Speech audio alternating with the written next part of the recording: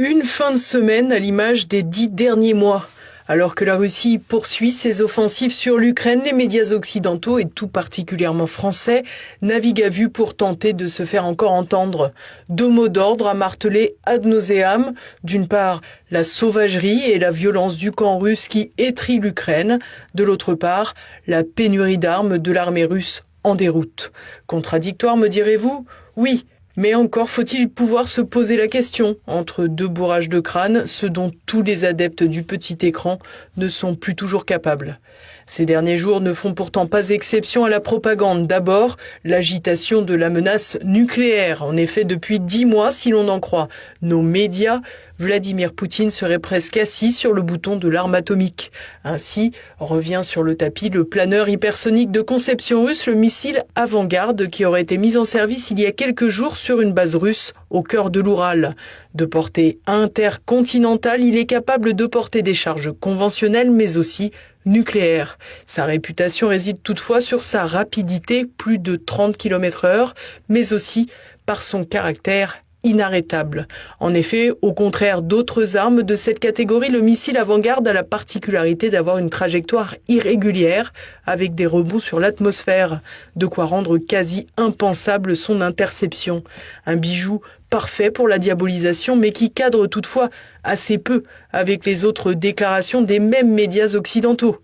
En effet, les mêmes journalistes qui suscitent les peurs d'un accident atomique affirmaient aussi, il y a quelque temps, que les soldats russes démontaient les machines à laver pour réparer leurs armes.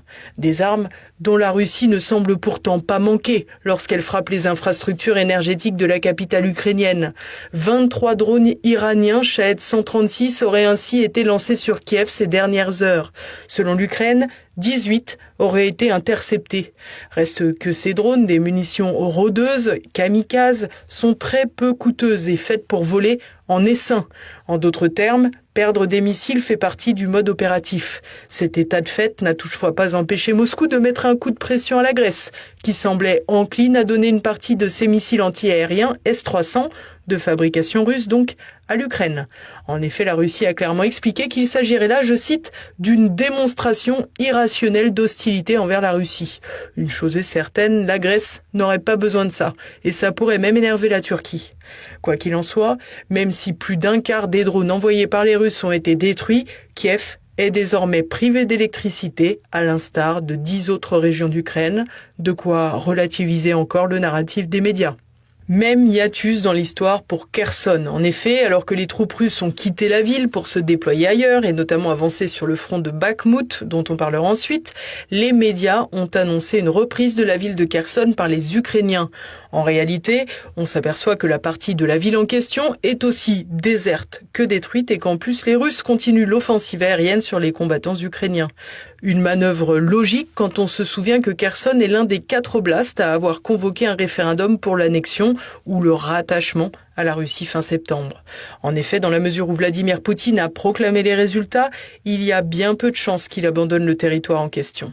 À plus forte raison que les quelques habitants pro-russes restés sur place à l'arrivée des troupes ukrainiennes seraient, selon certaines sources, accusés de collaboration et surtout victimes de violences, à l'image de ce que le Donbass connaît depuis près de 10 ans au moins. Au cœur des combats sur terre, Bakhmout. Là encore, l'incohérence du récit médiatique surprend. En effet, si la présence massive de combattants de l'organisation Wagner suscite tous les fantasmes, les voix de la patrouille expliquent tantôt qu'ils sont inexpérimentés et servent de chair à canon à la Russie, mais aussi qu'ils sont particulièrement offensifs au point d'infliger de terribles pertes aux combattants ukrainiens. Dans les faits, si les Wagner tombaient comme Kiev le dit depuis des semaines, il n'y en aurait déjà plus. Les incohérences du récit médiatique qui fait florès en Occident maintiennent donc l'opinion dans une forme d'impasse consistant à pousser les Ukrainiens vers toujours plus de guerre pendant toujours plus longtemps et inexorablement vers un coût humain toujours plus important. Pourtant, une véritable prise de conscience du drame de cette guerre fratricide pourrait amener à des discussions de paix qui aujourd'hui semblent pourtant rejetées par le camp occidental, à commencer par le gouvernement ukrainien.